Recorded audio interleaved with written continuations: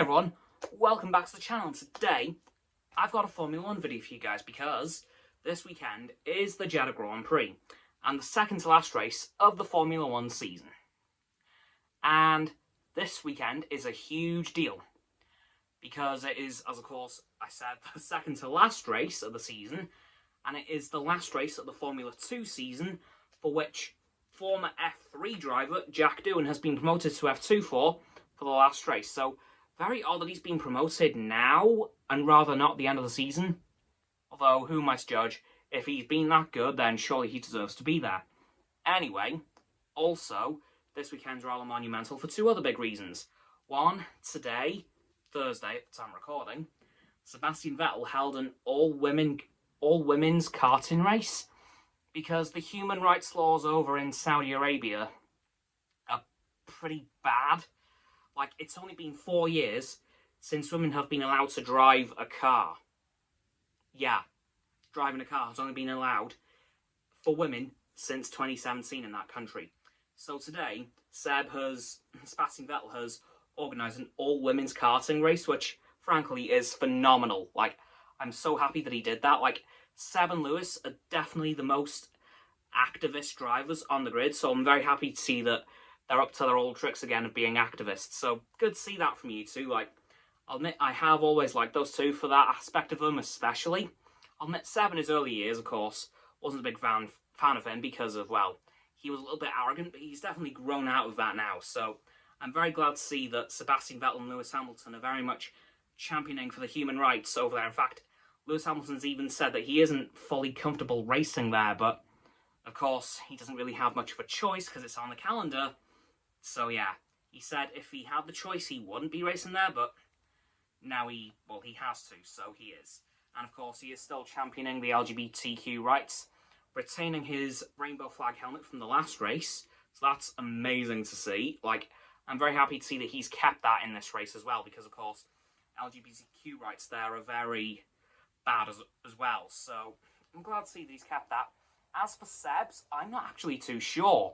I haven't seen his helmet yet for this weekend, so he may have kept his helmet from the last race, which does have the LGBTQ flag on it, so he might have kept it. I'm not sure. I'll let you know once I do. Once I do know, I mean. Of course, this weekend is also very monumental for two other reasons. That is that A, Mick Schumacher will be getting at some point this weekend to drive this year's Ferrari. Which is, of course, huge because, well, his dad's Michael Schumacher, possibly the most famous Ferrari driver of all time. And with Mick being in the Ferrari Driver Academy, it's going to happen. So I'm very happy to see that Mick is going to be driving a Ferrari this weekend, and it being the current Ferrari as well is amazing. Like, I'm so happy to see that he is finally getting that chance, because the Haas hasn't really let him prove what he can do in an F1 car, because the Haas car's barely a car. It's just on wheels. Like, it handles terribly. I mean, we've seen how many crashes him and Mazepin have had across the year, and how many incidents they've had, so I think this drive this weekend with Ferrari will definitely let him prove what he can do behind the wheel of an F1 car. Of course, there have also been tributes across the weekend for Sir Frank Williams, who, of course, is the old Williams team principal, and is the longest-serving team principal in F1 history. But I think I've mentioned that already in Sunday's video, well, Monday's technically, but... So yeah, there's going to be stickers on the Williams and Alpine cars, because back in the 80s and 90s, Renault powered Williams, so they had quite a large link with Williams for a very long time, so I think they're running stickers having his name on it, and I think a pair of angel wings. I'm not too sure, I haven't seen it properly, but I know they've got some sort of tribute sticker for him on the cars of both the Alpines and the Williamses, so that's pretty cool as well. Of course, the big thing about the weekend is that this weekend potentially, albeit very unlikely, could decide the Formula 1 2021 World Drivers' title.